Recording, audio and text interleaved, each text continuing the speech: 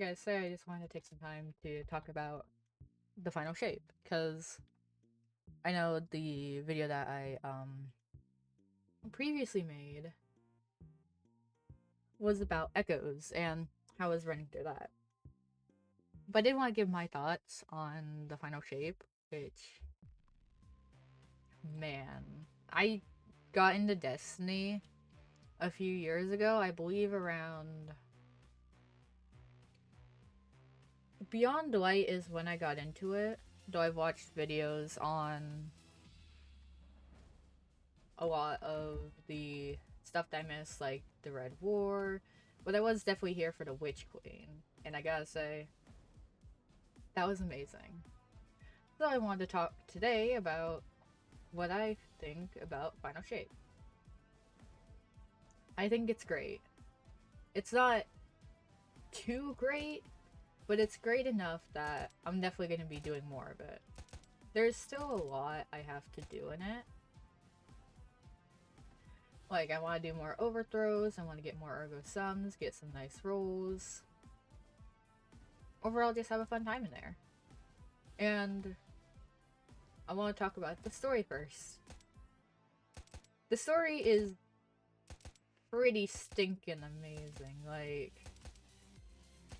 the amount of lore that's in it, because you start by going into the Traveler in the little void that's the entrance, and you have to do a bit of platforming. You realize you can't fight those enemies, so you go in and you're just met with a beautiful scene of a bunch of ghosts. You eventually come to the tower from Destiny 1, which I did not know it was until I saw people say something about it, because I wasn't here for Destiny 1, so. And then Cade. So I actually wasn't here for Forsaken, although I've watched what happened and played the timeline thing, because I have to do that to get to the next rank, unfortunately. But I was very happy to see him, because I could get a feel for his character myself, personally. And I think he's a really cool character. Like, genuinely. The story then kind of goes through the linear missions, which it always has done for campaigns. What I did like about the Witch Queen was actually Savathun. But Savathun is amazing. Her character is almost perfect to me. And I know that's probably a hot take, but honestly, like, she's not necessarily against you, but she's not with you either. It's just for mutual gain. And what Ikora said about her stealing the light, no, she did not steal the light. The Traveler gave it to her because the Traveler had a plan for her. Similar to how the Traveler had a plan for Crow.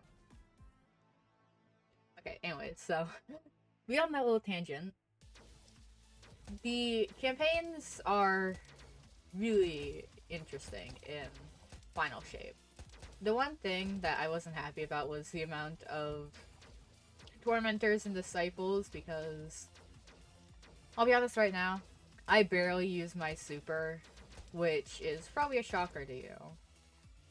But I usually just can handle most campaigns or runs without using my super. Like, genuinely. I don't think that my super is a hindrance or anything.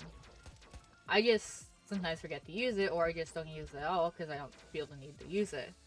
But it is kind of nice that I had to use it for the most part with the Tormentors and Disciples. Mostly the Tormentors, because they tank anything. And it is a bit difficult because even then, it gets really hard to fight them. Especially if you're soloing it. Like, I was in the... Which one was it? Queen's Part 2. Where Luzaku comes in and is like, yo, I'm gonna help you out. Like that one with the 2 tormentors. That took me a while to do, even with my ultimate. It's because they're so hard to handle on your own. You're better off getting friends to help you with it. But I like the solo campaigns because why not? And it is overall fun.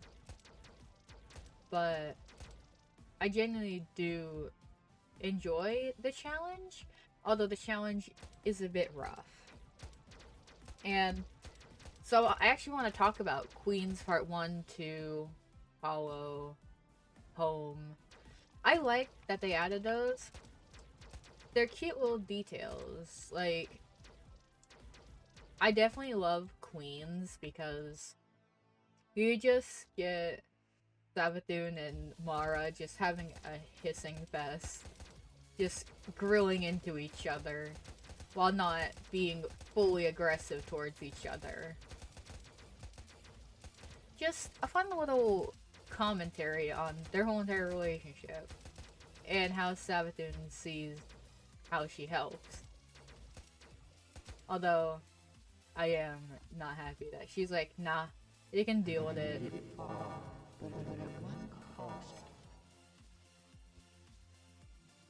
Because our ghost is like, well then stop the listen brood. And she's like, nah, you can handle it. You're fine. And it's like, bruh. Overall though, I love how Savathun is way more, like, prominent in the final shape. Because she's a light bearer too, and the witness is directly her problem. And I've actually read up on the Destiny Wiki. She was the one who originally decided to stop the witness from getting the final shape completed because she hid the veil on Neptune. So even then, she realized what the witness was planning and was like, I'm not gonna let that happen. But she also needed to gain power. So she obviously had to use her trickery, like with turning into Osiris, which... pretty cool. I didn't actually do the Salvation's Edge raid, mostly because I had no one to do it with. But I saw a video on it and it genuinely looked confusing and I don't think I could do that. Like, way too confusing for me. But I do love that it's canon that the people who completed the raid first are like the ones who gave us the chance to finally defeat the witness in Excision. That's really neat and I really love that. But it could just be me. It is honestly just nice to have it all end. Because I know that Destiny's been going on for like 10 years now. And there's been ups and downs to the story. And this is definitely one of the ups. A lot of people have been saying that they've been playing it safe. They haven't done anything overly crazy. They're keeping it safe because of how bad the Lightfall was. Which I haven't played through Lightfall even though I have it now. So I might do that. Overall, like, Iconoclasm, I think that's what it's called. That one was really cool. The reason why I say it was really cool is because we actually get to see that the witness is the precursors. They all sacrifice themselves to become the witness. And that's story that I love. It just shows that these people wanted to change everything for their own gain, really. But the dissenters inside of the witness are like, we've had enough of this, and we don't like this anymore. We don't want to deal with this. So why don't we just communicate and say, hey, destroy us. We do not care at this point. What we are doing is not benefiting anyone besides ourselves. So you get to use a sword to basically destroy them, which is more fleshed out in Excision when you have the 12-player fire team. Like, I get that it's big and you gotta have like a lot of players, but oh man. I do want to do Grandmaster eventually for that catalyst. I really want that catalyst. Um, but I do genuinely think that it's a step up from what people have been saying about Lightfall. And I do love Destiny 2. Like, I don't love it for the gameplay. I love it for the characters, because characters have always gotten me invested in games. Like, little lore tidbits on characters, like how Savathun is giddy about getting a ghost and becoming a guardian, and she just flat out says to the witness, "Ha, you suck, I'm better." Like, that just shows that, like, we know, she is cocky, and she is perfectly fine being cocky, and she does not care. It is just really nice, because I did want more Savathun. I played the Witch Queen, and loved their character in there. Lightfall, we didn't even see her at all, and I'm like, huh, that's kind of weird, because she should be more prominent. If she's the one who hid the veil on Neptune, like, she should at least come in and give some commentary. But no, she didn't, and it's like, oh, well, that's a bit unfortunate. I mean, I'm not complaining or anything, because I haven't played Lightfall, but people told me that what happened, and I'm like, why wasn't Savathun there? Again, I like that she's prominent in Final Shape, because, again, she's a Guardian too. This directly coincides with what she's trying to do, which is protect the Traveler now. Even though she wanted to take it away and basically transport it to our throne world, because she was like, if I can just store it away until the witness is gone and then release it, I think we'll be fine. Like, I genuinely don't think, and this is more of a headcanon, I don't think she was trying to keep the Traveler for herself. I genuinely don't think she was. Like, why would she? She can't, the Traveler really can't do anything for her. I mean, she already got ghosts for her hive. At least the Lightbearers anyways. And I don't think she'd be directly against, like, releasing the Traveler after the witness is dead. She just wanted to make sure that the Traveler was safe until the witness is gone. Until we stepped in. And basically turned her whole entire plan upside down.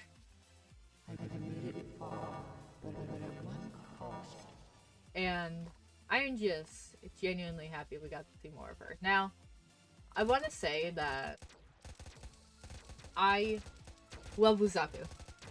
If you don't know who Luzaku is, and if you've been under a rock, what is wrong with you?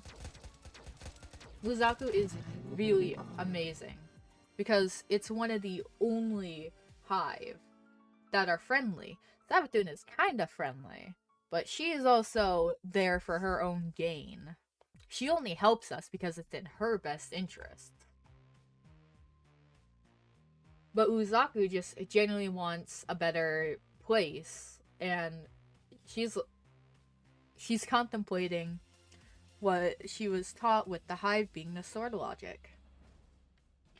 And Savathun directly says, I want the hive to not follow me anymore. I want them to make their own decisions, because you guys don't have to follow me anymore. And I love that, giving the hive more decision making. It just adds a nice little flavor to it, as my friend would say. And I think Luzaku is definitely going to be a mainstay, like, genuinely. And the reason why I say that is because, strictly, the amount of voice lines we get, because if you go through the Lost Sector the first time, it's obviously for the message quest. But if you go through it again, there's multiple different voice lines they can get about her interacting with other characters. And that's what I love about it. The fact that we get these characters interacting with something like her, who is friendly and doesn't want to directly harm us like the rest of the hive. And she says she cannot control the rest of her hive, like the Lucent Brood, but she wants to show that you don't have to follow the sword logic. You can choose your own path. Which is the whole entire thing with Savathun. She's like, choose your own path, I'm not here for it. And I genuinely think that that's a good sentiment. Especially for someone like Savathun, who was, for the most part, was following the Witness her whole life because the Witness tricked her and her siblings. But I also want to talk about overthrows. Overthrows are really cool. I like that there's different enemies that you can fight and there's different puzzles. Of course it gets repetitive because it's always the same bosses. Oh, you stand here to fight this Lucent Knight. You destroy these blights to fight the final boss for the whole entire encounter. You gotta do this for the final encounter after you reach Overthrow 3. That kind of thing. It's not very... Like, it's interesting the first time around you do all the bosses, because it's like, okay, what are their mechanics? What do I have to look out for? But then after that, it's just the same ones, and it's like, this really lost a bit of touch. It didn't lose all its touch, because it is still fun to fight them. But it lost most of its touch. Although that's just my personal opinion on the whole overthrow. Genuinely, I think the overthrows are really good. It gives you a reason to stay in the Pale Heart and do the Pathfinder missions to allow you to get Ergo Sums, because you can get random rolls on them. So it gives people motivation to keep on going through the overthrows and engage with them. Could also get decent loot from it too.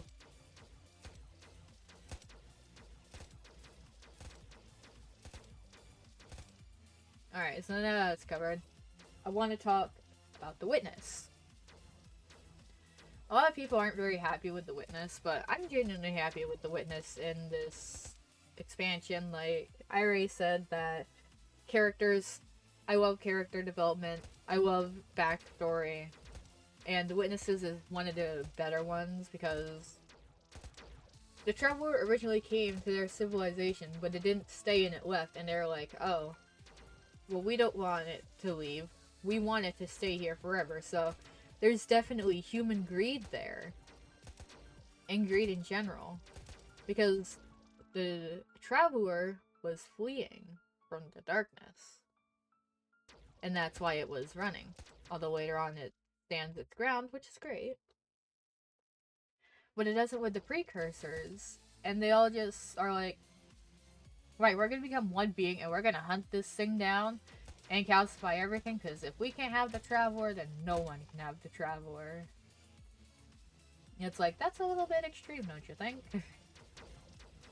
But I like that in Iconoclasm, again, we get to take a sword and destroy some of the dissenters, and then in Excision we get to destroy most of them. There's obviously more, because when you fully destroy all of the statues, there's still more in the back even after. And then the ending. I never really knew Cade again because I didn't play through Forsaken. I wasn't here for Forsaken. I was here around the time of Beyond the Light, even though I didn't play through Beyond Light. And the end is genuinely touching. Because it just shows that he is a character who cares about others and wants to make sure that everyone is okay. And does his best to help protect everyone. I also like the little, in the message, we get a little talk with Sundance, which is his ghost, which I think is an amazing name. But Sundance is basically reciting the thing that Guardians say, which Savathun said herself. Devotion inspires bravery, bravery inspires sacrifice, sacrifice leads to death. And says we're all connected, which leads into the final part of Excision, where we have to fight the Witness, and we use our connected light with the Traveler, all of us do, to fully destroy the Witness. which is great. I like that. I like that we use what was given to us, even though our ghost dies, and Cade brings it back by giving his light up. I know they probably weren't going to keep Cade, but if they did, I bet eventually there are going to be some videos that come out like, what if Cade didn't give his light to us and we did the alternate ending, where we use light and darkness to revive our ghost? I know someone's going to do a what if on that, like, they can't not.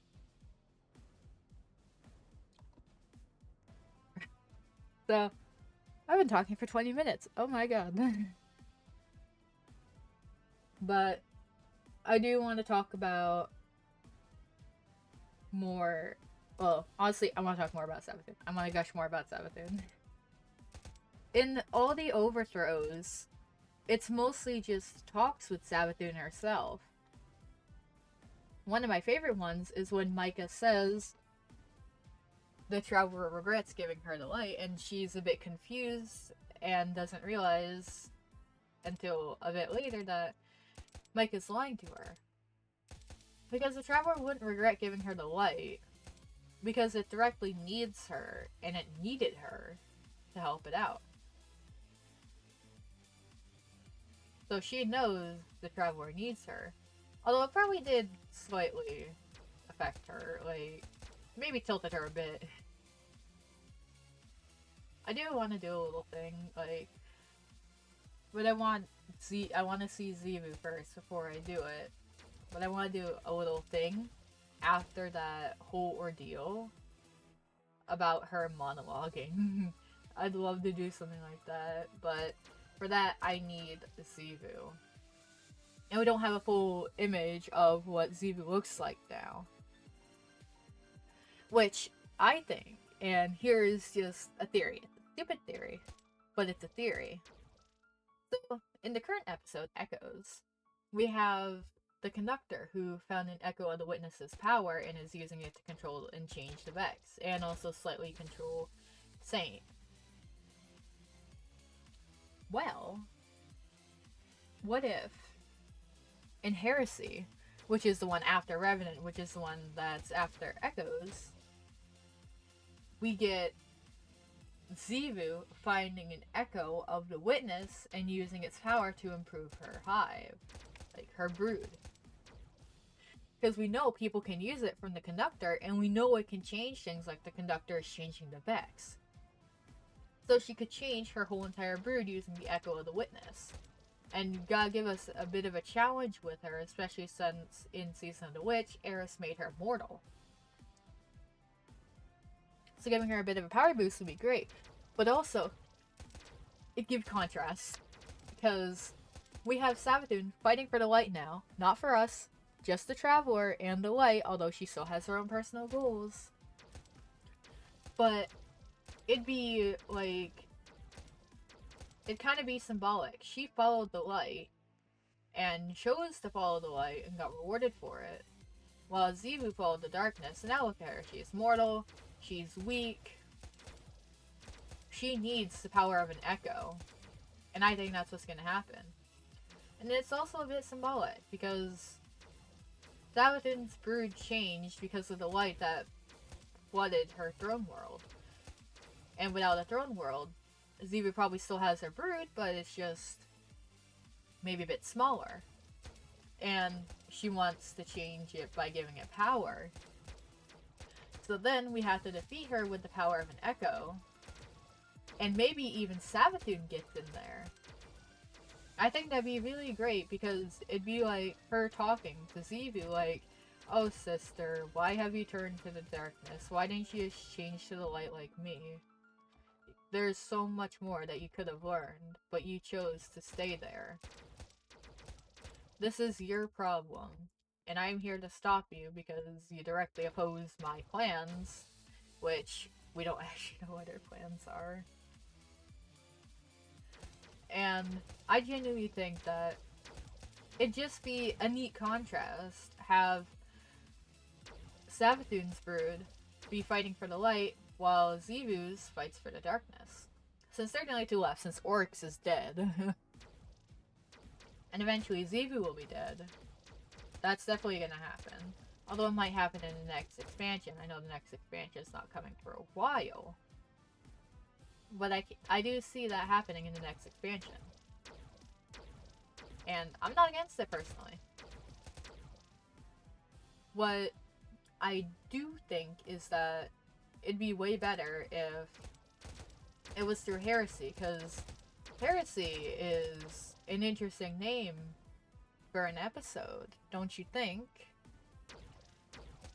I genuinely think it's going to be about ending Xivu, and then getting a bit more of a glimpse into Savathun's plans, and understanding slightly what she's planning. Because, if you think about it, it's kind of meta. And let me explain on that. So, in Season 2 of Witch, we learned that Savathun is using Imbaru logic, which is her own logic that she made up. That basically says, I gain power by making people unsure of my intentions. And I gain power by making people try and guess what I'm doing. And if you think about it, we're all trying to guess what she's doing, therefore we're all giving her more power. In a kind of meta sense. And I think that's really neat. You might not think of it like that, but it's just something to think about. We're all guessing, trying to guess what she's planning, and therefore we're giving her more power. I do genuinely think that we could do, like, the things that could happen are probably insane, and I'm here for it. I just genuinely think that it'd be really neat for Heresy to be about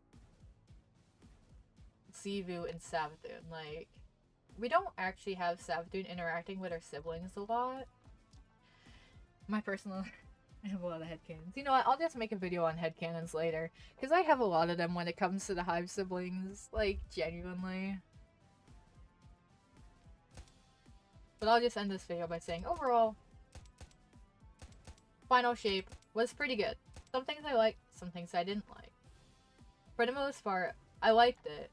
If only because of the characters, because I always love characters. Characters are like the pinnacle for me when it comes to any game. Because I want to get invested in characters, I want to get invested in character development, I want to get invested in everything that has to do with characters. So, if you listen to this, thank you, I appreciate it. I know my thoughts are pretty small on it, but I'm not like an expert on Destiny 2, so I can't really put my 2 cents in fully. I can just say, it's decent, there are some things I don't like, there are some things I like. And that's pretty much it. So, thank you for watching, I hope you enjoyed all the little rambles that I did. Please consider liking and subscribing, helps out a ton, and I'll see you all in the next one.